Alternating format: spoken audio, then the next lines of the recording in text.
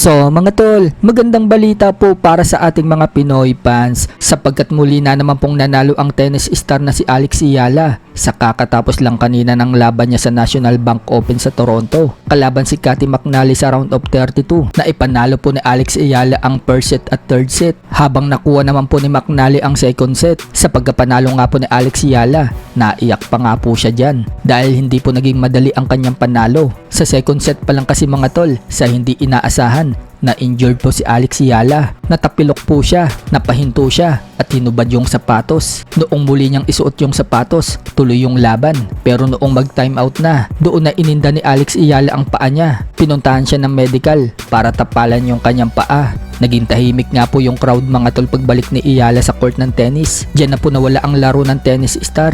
Sumasablay na po siya palagi. Kaya lumamang yung kalaban sa second set at tuluyang nakuha ang panalo. Pero pagpasok ng third set, dikdikan ang naging laban. Lumamang si Eala ng 2 puntos pero humabol yung kalaban kaya 1 puntos na lang ang nilamang ni Eala sa score na 4-3. Sa pagpatuloy, umabante po ang score ni Eala sa 5-3 pero humabol na naman yung kalaban. Dumikit ito sa score na 5-4 pero dahil pusong Pinoy si Eala at hindi sumusuko kahit na may iniinda, naging agresibo siya at tuluyang nakuha ni Alex Eala ang panalo nang ma-out yung tira ng kalaban. Panalo si Eala sa score na 6-4. Napaiyak nga po si Alex Eala sa pagkapanalo niya dahil nakasurvive siya kahit na may iniinda. Dahil dyan, pasok na po sa round of 16 si Alex Eala at makakalaban niya po sa susunod itong si Belinda Bencic kapag nanalo pa ulit si Eala sa round of 16. Papasok na po siya sa quarterfinals, pagkatapos semifinals hanggang sa mapalaban na po siya sa finals. Samantala, mukhang bad trip po yung umpire sa mga Filipino fans na pumuno ng stadium sa laban ni Eala.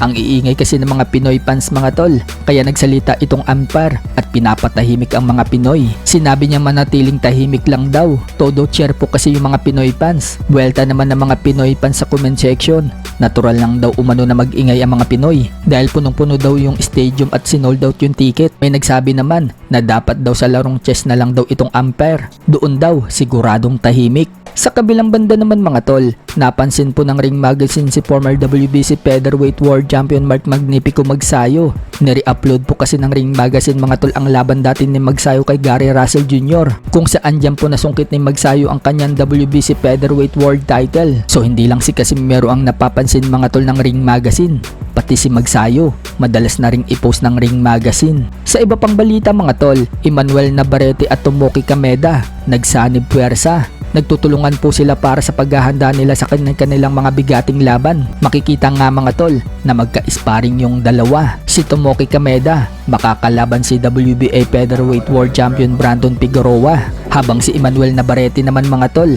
bagamat hindi pa tukoy kung sino yung kalaban, dalawa ang lumalabas na pinagpipilian nito. Yan po ang rematch niya sa kababayan natin na si Charlie Suarez o kaya naman ang unification fight niya dito kay WBC Super Featherweight World Champion Usyaki Foster.